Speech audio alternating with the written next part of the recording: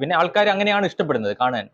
ഒരു വീഡിയോ നിങ്ങൾ 30 minute 40 minute ചെയ്ത് കഴിഞ്ഞാൽ ആൾക്കാർ അതൊരു 2 മിനിറ്റ് കണ്ട് സ്കിപ്പ് ചെയ്യും. പക്ഷെ 5 മിനിറ്റ് ഉള്ള ഒരു വീഡിയോ ഒരുപക്ഷെ ആൾക്കാർ കാണാം. അപ്പോൾ കാര്യങ്ങൾ നമുക്ക് ജനങ്ങളിൽ എത്തിക്കാൻ ഘട്ടം ഘട്ടമായിട്ടുള്ള സ്റ്റെപ്പ് ബൈ സ്റ്റെപ്പ് ആയിട്ടുള്ള വീഡിയോസ് ആണ് ആവശ്യം. അതുകൊണ്ടാണ് ഈ പറയുന്ന കാര്യം ഏറ്റവും എഫക്റ്റീവ് ആയിട്ട് ജനങ്ങളിലേക്ക് എത്തിക്കുക എന്നുള്ള ലക്ഷ്യമുള്ളതുകൊണ്ടാണ്. അല്ലെങ്കിൽ വേണമെങ്കിൽ എനിക്ക് 1 മണിക്കൂറിന്റെ വീഡിയോ ഉണ്ടാക്കിയിട്ട് ഈ കാര്യങ്ങളെല്ലാം ഒന്നിച്ചിട്ട് പറയാനേ ഉള്ളൂ. പക്ഷെ അതിനെ കൊണ്ട് കാര്യമില്ല. ഇപ്പൊ ഐറിച്ച് എങ്ങനെയാണ് ഇതിനെ ഡിഫെൻഡ് ചെയ്തത് എന്നതിനെ പറ്റിയാണ് പറയുന്നത്. ഇനി ഇത് നിന്ന് കഴിഞ്ഞു എന്നുള്ള യാഥാർത്ഥ്യമാണ്. പക്ഷെ ആ യാഥാർത്ഥ്യം ജനങ്ങൾ ഉൾക്കൊള്ളുന്നത് കുറച്ചുകൂടി വൈകിപ്പിക്കാനുള്ള പരിപാടിയാണ്. നമ്മളിപ്പോ ഒരു മരിച്ച വീട്ടിൽ പോയിട്ട് നിങ്ങളുടെ ഫാദർ മരിച്ചു എന്നൊന്നും പറയില്ലല്ലോ. അതേപോലെ ഒന്ന് അതിനെ പൊരുത്തപ്പെടുത്താൻ വേണ്ടിയിട്ട് അദ്ദേഹം സീരിയസ് ആണ്, വെന്റിലേറ്ററിലാണ്, നമുക്ക് എന്താ പറയാനാവില്ല, എങ്ങനെ നോക്കുന്നതിന്റെ പരമാവധി നമുക്ക് ശ്രമിക്കാം, നമുക്ക് എന്താ ചെയ്യാൻ പറ്റുക എന്നൊക്കെ ഇങ്ങനെ അങ്ങോട്ട് ചോദിക്കും. അതേപോലെയുള്ള കുറെ ചോദിക്കലാണ് ഈ പറയുന്ന വീഡിയോ ഇട്ടിട്ട് അവർ നടത്തിക്കൊണ്ടിരിക്കുന്നത്. അവരെന്താ പറയുന്നത്, ഹൈറിച്ച് ഇതുവരെ നമ്മളെ പറ്റിച്ചിട്ടില്ല, ഇതുവരെ പൈസ എല്ലാം കൃത്യമായിട്ട് കിട്ടിയെന്ന്.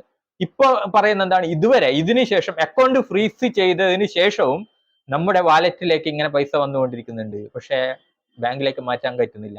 അതാരുടെ കുഴപ്പമാണെന്ന് ചോദിക്കും. എന്നിട്ട് പറയും സർക്കാർ നമ്മളെ നിരോധിച്ചിട്ടല്ലേ, ഹൈറിച്ചിന്റെ കുഴപ്പമില്ലല്ലോ എന്ന് ചോദിക്കും.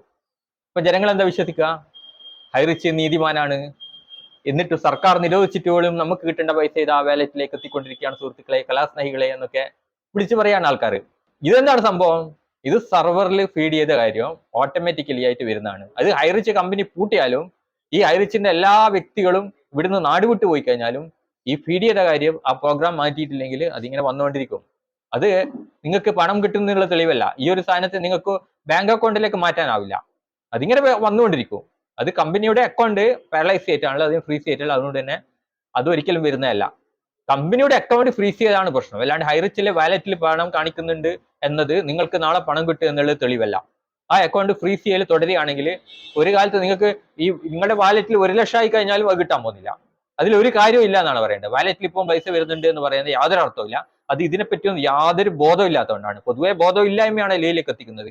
ഈ കാര്യത്തെപ്പറ്റി യാതൊരു അറിവില്ല. അപ്പോൾ അതൊരു അലങ്കാരമാക്കിയിട്ട് ഇപ്പം പറയാണ്. ഞാൻ എന്റെ ശ്രദ്ധപ്പെട്ടതുകൊണ്ടാണ് അത് പറയുന്നത്. രണ്ടാമത്തെ അവരുടെ ടെക്നിക്ക് എന്ന് പറയുന്നത് എന്താണ്, പുതിയ പ്രോഗ്രാം ഇങ്ങനെ അനൗൺസ് ചെയ്യുക, ഞങ്ങൾക്കൊന്നും പറ്റിയിട്ടില്ല എന്ന് ജനങ്ങൾക്ക് കാണിക്കുകയാണ്. ചില ആൾക്കാരുണ്ടാവും അടിയിൽ നല്ലോണം കീറി കിട്ടിയിട്ടുണ്ടാവും, പക്ഷെ ഒന്നും എനിക്ക് പറ്റിയിട്ടില്ല എന്ന് കാണിക്കാൻ വേണ്ടിയിട്ട് ഒന്നിങ്ങനെയാക്കിയിട്ട് ഒരു മാടിക്കട്ടലും കെട്ടി വരുന്ന അർത്ഥമുണ്ട്. അതേപോലത്തെ പരിപാടിയാണ് ഇത്. ഇപ്പം പുതിയതാ നമ്മുടെ ക്രിസ്മസ് പ്രോഗ്രാം ആഘോഷിക്കാൻ പോവുകയാണ്, പുതിയ വീഡിയോ ഇതാ, അല്ല പുതിയ സിനിമ ഇതാ എടുക്കാൻ പോവുകയാണ്, നമ്മുടെ ശ്രീനാ പ്രതാപ് എന്നൊക്കെ പറഞ്ഞിട്ട് വീഡിയോ ഇടുകയാണ്. ആക്ച്വലി ചത്ത് കഴിഞ്ഞ് ഇനി എടുത്തേടെയും കുഴിച്ചിടേനെ ഉള്ള സാധനങ്ങൾ ഇത്.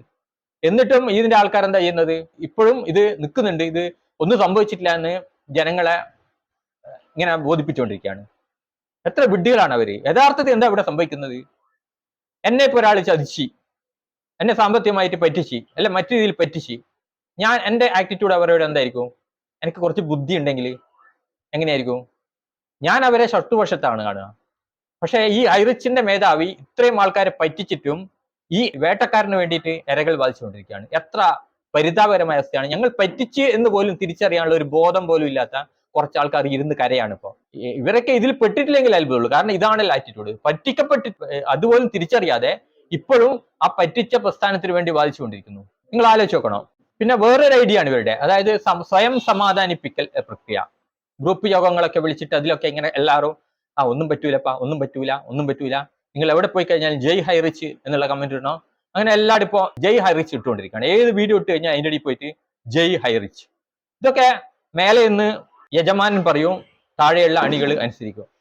യജമാനൻ പോയിട്ട് പറയും ഹൈ റിച്ചിലെ ലവ് ചിഹ്നം ഇട്ടിട്ട് ഒരു ജയ് കമന്റ് എല്ലാവരുടെയും പോയിട്ടിട്ട്. ഇതാണ് കാണുന്നത് എല്ലാ വീഡിയോന്റെ ഇടയിൽ. ഇവർക്ക് അവിടെ വന്നിട്ട് ജയ് ഹൈറിച്ച്, ജയ് ഹൈറിച്ച്, ഈ രീതിയിൽ ആൾക്കാരെ പിന്നെയും പറ്റിച്ചുകൊണ്ടിരിക്കുകയാണ്, ഉള്ളിലുള്ള ആൾക്കാരാ. ആദ്യഘട്ടത്തിൽ ഞാൻ ശ്രദ്ധിച്ചിരുന്നു, വീഡിയോന്റെ അടിയിൽ പലരും വന്നിട്ട് തെറിയൊക്കെ വിളിച്ചിരുന്നു. പിന്നെ ഈ തെറി കാണുന്നില്ല. പിന്നെ ചേട്ടാ എന്തിനാണ് അങ്ങനെയാണ്, ഞങ്ങൾ ജീവിച്ചു പോട്ടെ എന്നൊക്കെ പറഞ്ഞാണ് പറയുന്നത്. ഇതും സംഭവം എന്താണ്, ഇവർക്കറിയാം. 1-2 കേസിൽ ഈ ഐറിച്ചുകാരൻ ഏതൊരു വിവരമില്ലാത്തൊരുത്തെ മറ്റുള്ള കേസ് കൊടുത്താൻ അടക്കി നിർത്തണമെന്നൊക്കെ പറ്റൊരു വീഡിയോ ഇറക്കിയിരുന്നു. അപ്പൊ അത് വലിയൊരു വിവാദമായി, ചാനലുകൾ ചർച്ച ചെയ്യപ്പെട്ടു. 2 ആൾ കേസ് കൊടുത്തു, അവരും ഭീഷണിപ്പെടുത്തി ഈ വിഡ്ഢികളിൽ നിന്ന്. അവരും തിരിച്ചു കേസ് കൊടുത്തു, അവർ ചാനലിൽ വാർത്തയാക്കി എല്ലാം ആക്കി. അപ്പൊ ഇങ്ങനെ വാർത്തകൾ നിറഞ്ഞപ്പോ തന്നെ ഇവർക്ക് അത് തിരിച്ചടിയായി.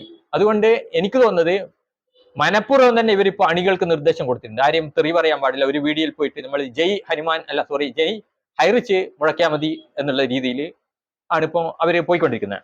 എന്തിനാകയാ നിങ്ങൾ എന്തിനാ ഇതിനെ തകർക്കുന്നത്, ഒരുപാട് ആൾക്കാർ പാവങ്ങൾ ജീവിച്ചു പോകുന്നതല്ലേ, എന്തിനാണ് നിങ്ങൾക്ക് എന്താ അതിന്റെ ആവശ്യം എന്നാണ് ചോദിക്കുന്നത്.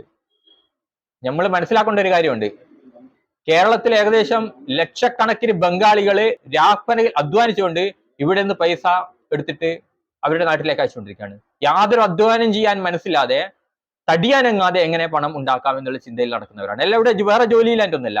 ലക്ഷക്കണക്കിന് ബംഗാളികൾ ഇവിടെ വരുമ്പോൾ ഇവിടെയുള്ള ആൾക്കാർ എന്ത് ചെയ്യുന്നു? അവിടെയുള്ള മരത്തിന്റെ തണലിലോ അല്ലെങ്കിൽ അവിടെ റോഡ് സൈഡിലെ പിടിയ തണ്ണയിലൊക്കെ ഇരുന്നിട്ട് ഇങ്ങനെ കഥ പറഞ്ഞു നിൽക്കും. ഇവർക്ക് പണിയില്ലാണ്ടല്ല, പണിയെടുക്കാനുള്ള വിഷമം കൊണ്ടാണ്. ഈ പാവങ്ങളുടെ അത്താണിയാണ്. ഇവിടെ വേറെ ഒന്നും പണിയില്ലാത്തതുകൊണ്ടാണ് ഹൈറിച്ചിൽ എത്തിപ്പോയത് എന്നതാണ് ഇവരുടെ ഈ കരച്ചിൽ വെക്കാൻ തോന്നുന്നു. എത്ര പണി ഇവിടെ, എത്ര ബംഗാളി തൊഴിലാളികളുടെ വർക്ക് ചെയ്യുന്നുണ്ട്, എന്താ പണിയില്ലാണ്ടാ? പണിയെടുക്കാൻ മനസ്സില്ല. അത് തന്നെ ഷോർട്ട് കട്ടായിട്ട് എങ്ങനെ പൈസ ഉണ്ടാക്കാമെന്ന് ചിന്തിക്കുന്ന ടീമുകളാണ് ഇവർ. അത് ആ ഒരു ശീല നിർബന്ധമായിട്ട് അത് മാറ്റേണ്ടതാണ്. വേറൊന്നും അതിൽ രക്ഷയില്ല. നിങ്ങൾക്ക് പൈസ വേണോ, അധ്വാനിക്കണം. അല്ലെങ്കിൽ ഇതേപോലത്തെ ട്രാപ്പിൽ പോയിട്ട് ഉള്ള പൈസയും കൂടി പോകുന്നുള്ള ഒരു സ്വാഭാവിക കാര്യം മാത്രമാണ്. അതിൽ ചോദിക്കുന്ന ചില കമന്റുകൾ, നിങ്ങൾ ഇങ്ങനെ വീഡിയോ ഇറക്കി കഴിഞ്ഞാൽ ഹൈറിച്ചിന് എന്താണ് സംഭവിക്കുക? ആക്ച്വലി ഇത് ചത്ത് കിടക്കാണ്. ഞാൻ തിരിച്ചതായി ചോദിച്ചു, നിങ്ങൾ ഇങ്ങനെ ജയ് ഹൈറിച്ച് പറഞ്ഞുകൊണ്ട് ചത്ത ഹൈറിച്ച് ജീവിച്ചു വരുമെന്ന്. ഇങ്ങനെയുള്ള കുറെ കാര്യങ്ങളാണ്. കോമഡിയാണ് ഇതൊക്കെ വായിക്കുമ്പോൾ. ഇനിയുണ്ട്, ബാക്കി ഇറക്കാം.